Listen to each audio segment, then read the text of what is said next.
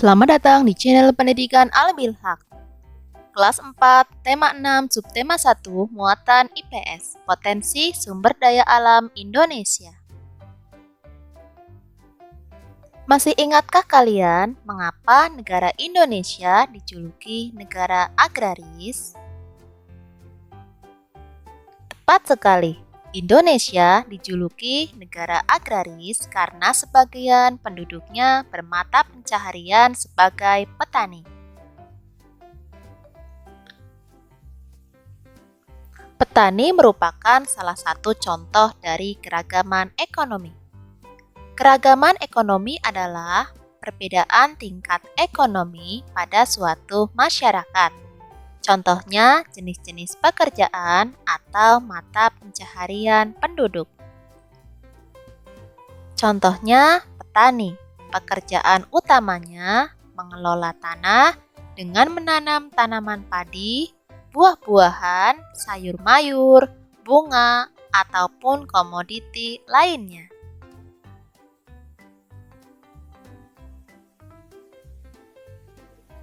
Contoh dari keragaman ekonomi selanjutnya adalah guru. Guru memiliki tugas utama mendidik, mengajar, membimbing, mengarahkan, melatih, menilai, dan mengevaluasi. Selanjutnya, arsitek memiliki tugas utama merancang desain, perkiraan anggaran, dan pengontrolan pembangunan bangunan.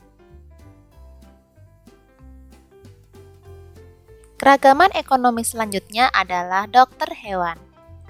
Dokter hewan memiliki tugas utama mencegah, memeriksa, mengobati, dan melakukan perawatan pada hewan dari penyakit.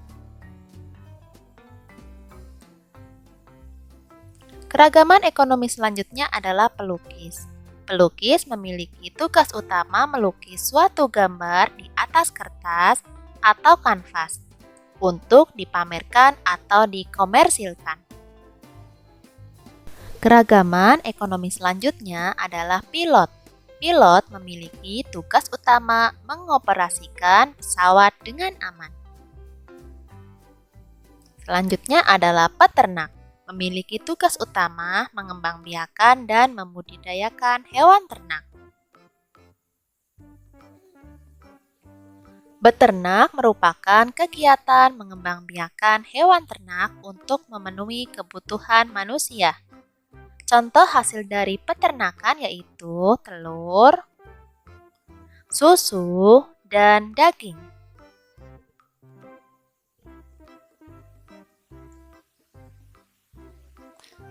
B. Lingkungan yang sesuai untuk pertanian. Selain beternak, kegiatan pertanian merupakan kegiatan yang paling banyak dilakukan masyarakat Indonesia. Sebagai negara agraris, Indonesia memiliki lingkungan alam yang mendukung tumbuhnya aneka jenis tanaman pertanian. Tumbuhan dapat tumbuh subur apabila hidup di lingkungan yang sesuai. Yang pertama adalah dataran tinggi. Ciri ketinggiannya lebih dari 400 meter di atas permukaan laut. Tanahnya subur dan udaranya dingin. Contoh tanaman yang dapat hidup di dataran tinggi yaitu brokoli, wortel, dan kembang kol. Yang kedua adalah pegunungan. Memiliki ciri ketinggian lebih dari 500 meter di atas permukaan laut. Tanahnya subur dan udaranya dingin. Contoh tumbuhan yang dapat hidup di pegunungan adalah tanaman teh, kentang, serta tanaman kopi. 3. Dataran rendah. Ciri ketinggiannya dari 0 sampai 200 meter di atas permukaan laut. Tanahnya cukup subur dan udaranya panas.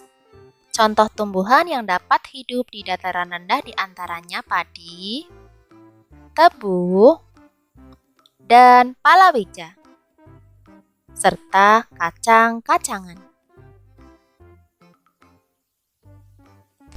4. Pantai.